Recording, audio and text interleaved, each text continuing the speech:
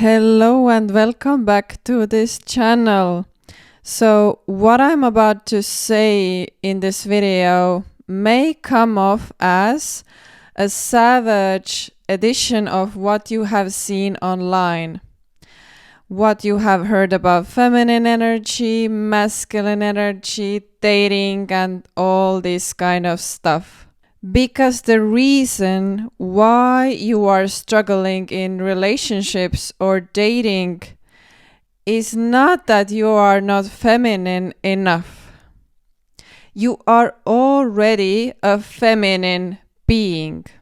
You have a feminine body, you have a heart, maybe you have a little bit compassion. The real reason is that you don't know how to receive masculine energy. And what keeps happening in these connections that you have is that the masculine doesn't trust you. And when he feels that he cannot trust you, he won't be the one who wants to provide for you. And this is about all different attachment styles. Because what I'm about to tell you is about secure attachment. This is why it sounds so controversial. And let's begin with the first point, which is thinking for yourself. So you are afraid to become the chooser, to become the woman who has options, and you avoid dating multiple people and commit prematurely. Maybe you commit to people who chase you or who choose you like with their own scarcity mindset instead of doing and making decisions yourself and using your own masculine energy. Because when you do that, then, for example, how it looks like is that you are the one who goes with the flow. There is so many advice about the guys who go with the flow. And you know what? These guys are in feminine energy. And you are the one doing most of the work for them. So now it is time to reverse and become the one who flows wherever she goes. And this is what will make you more and more magnetic. And because you trust your own masculine energy to support your feminine being. And let me tell you one thing. I have only dated providers. And the reason is that the man feels wanted if he knows that you have options and you don't date from desperation, you date from devotion to yourself. And no man ever will be able to replace that, will be able to replace your devotion to yourself. And this has been like a constant reminder in my dating life. Because the second point that I'm about to explain is like the continuation of what I just said. So rather than you being a pleaser and going for easier person, you are the one who actually decides. It may not look like it, but you will if you just listen until the end of this video. Now, we are coming to this understanding that you are afraid of God. You think that God is a narcissist, is someone who will manipulate you, gaslight you, or do some kind of shady things. But you don't trust that he's actually guiding you. He's actually wanting to point out your own lack mindset. And he wants to teach you how to understand men. He wants to be the support that you don't have until you are married, until you are secured, until you are locked down. And he also wants to show you where you are making yourself smaller, which means that you are settling. I see so many women for some reason settling for a person who they are not even attracted to. And this goes very much for the mindset of dating or marrying a rich guy, like not caring much how he looks like or what's the case with him. Like the only thing that matters is that he has money. Now, I have dated people who had money and who were like horrible people who I would never want to see again. Being like an honest, transparent, compassionate woman, you don't want to be in long-term partnership with this kind of men. And this is one of the biggest blocks actually in dating, especially in the early phases where you have to trust, you have to go with the flow as well, but you have to see men from God's perspective, not from your own.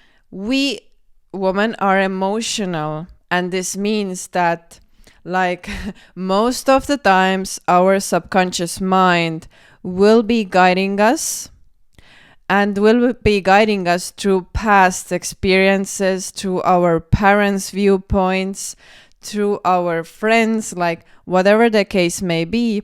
You have to have someone who is objective, who has no feelings like involved. And I found it like the best dating coach there could be. Like he was made for that in like the literal sense.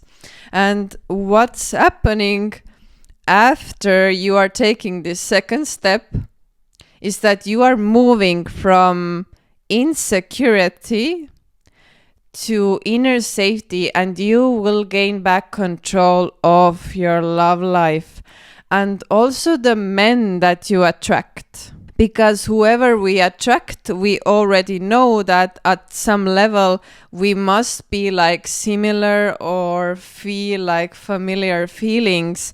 And it's not always the feelings that we actually need for the future that actually support us. Okay? I think you are like on with me on this board, but we are like little bit going through the storm right now. Now the last one that I have is being anxiously attached. In my early 20s, I was an avoidant woman. And this is this is why I know how to attract men with like my finger, like tipping my finger, okay? And this is why most of my clients, when they spend time with me, even like when we talk about different things, they will be attracting someone in like days or weeks, because we are going to speak from another frequency, from another consciousness. We are moving from this low vibrating moods, which are anger, anxiousness, shame, to being a little bit more detached, objective, and observing. Okay, we don't absorb, we observe. And this is a masculine trait.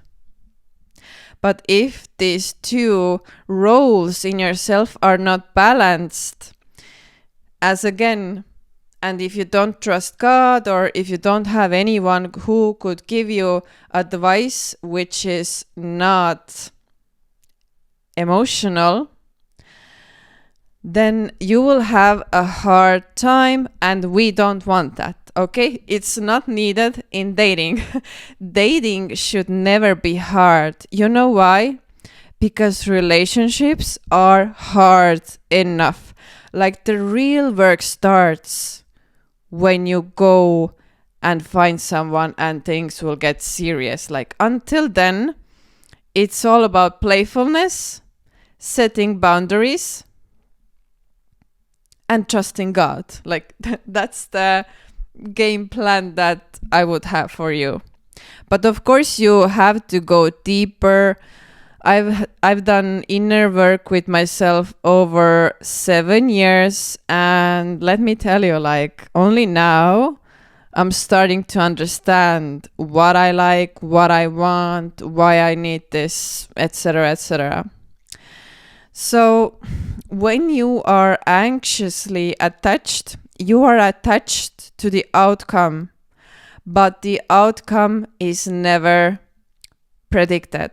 I like to give the example of sales, and when you are a sales setter, which means that you anoint calls for the coach, for example, or for the mentor, your only job is to understand the person's fears, where he is coming from, and perhaps like why did you meet at the first place? Okay, because the feelings will be there, the attraction will be there, but from my perspective and experience, I only know after 1 or 2 months why we actually met. And this is where we can see if it was from the attachment, was it from settling, so we don't trust God, or was it for going with the first person, like you are afraid to become the chooser? And getting back to sales, when you do the initial call very well, then the customer will be interested and you will know more about what he needs or what to do next. And same goes for dating. Like a closed deal is never guaranteed. But being a valuable asset in his life is and will always be if you have self-belief, if you are self-assured. I think it's one of the greatest traits to have. And the only thing that you can do is keep nurturing and keep building the interest. And the setter will never be the one who closes the deal. So who will do it is the man. It largely depends which tone have you been setting from the very beginning. That is why you have to be very conscious about how you feel and what you do. Because if there is no inspiration for him to continue, he won't feel the need to step up and will start to avoid the connection altogether. So essentially, the newbie in sales is the one who is afraid of rejection.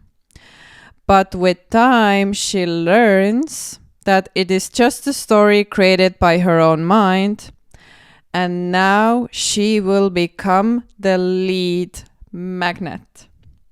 So it's not about leading no one, it's not about chasing no one, and it's not about deciding for other person.